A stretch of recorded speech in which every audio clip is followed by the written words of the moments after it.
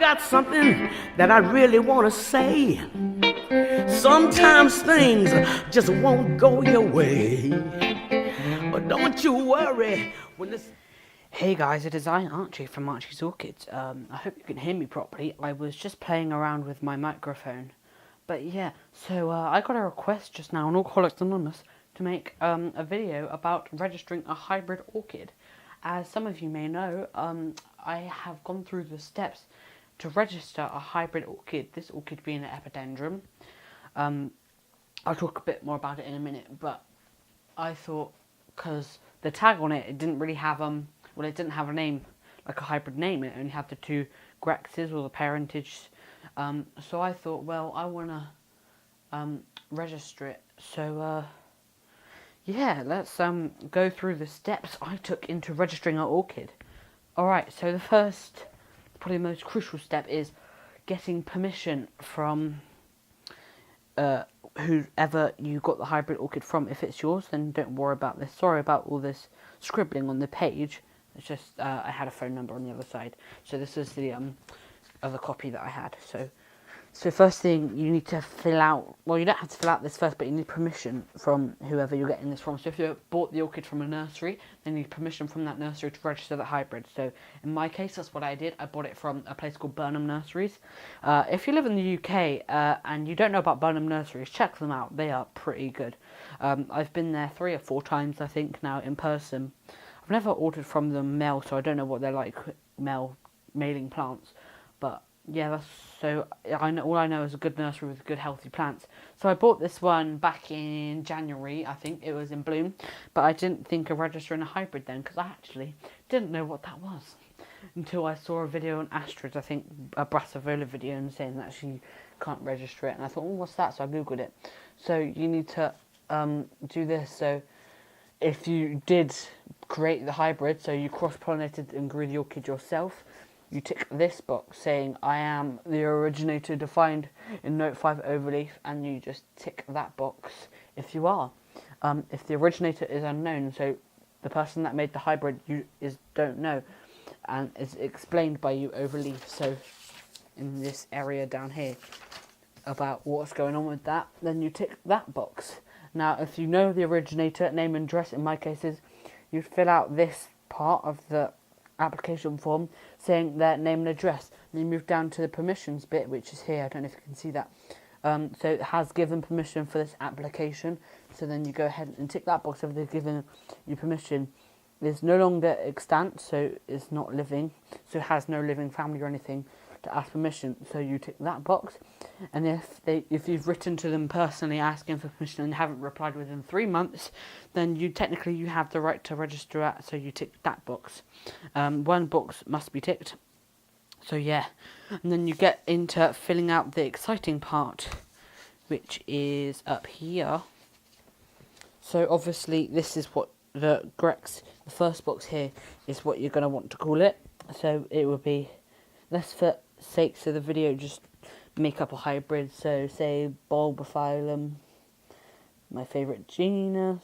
You probably won't be able to read that, but Bulbophyllum. So if the first choice that you want, say, was Gloom, Bulbophyllum Gloom, then you put that. But if you want it as a name, so Bulbophyllum Archie, you put the second choice there. Whatever choice you want, you put in the first box, and if that's not available for that particular genus, they will do the second choice. Now, this is the tricky bit. A lot of people don't note this, but you should date of making cross, so when you pollinated it, so you put the date in there, so let's say 7th of June 2013, and it first flowered, I don't know, 2016, so you put a specific date in that box. So you say like 27th February or something. You got to describe the flowers, so say that like the colours, the shape of it and everything. You can continue that on the overleaf here. And now is the parentage. So up here, oh, you can't see that. So we have the genus, so it'll be Bulbophyllum, and say epithet. So epithet, so the seed parent. So the parent that you pollinated it, and you put the pollen from the other orchid to that particular flower, the one that grew the seed pod, the seed parent. So let's just say that was Medusii. So Medusii. And if it was a specific variation, you put it down here. But if you don't know that, or it hasn't got that, just put NA. And then the other genus you'd have, well, it'll be the same genus. Or it depends what orchids you're doing, but say Bulbophyllum, and let's just say Falcatum. So I wonder what that looks like. Falcatum, that'd be nice.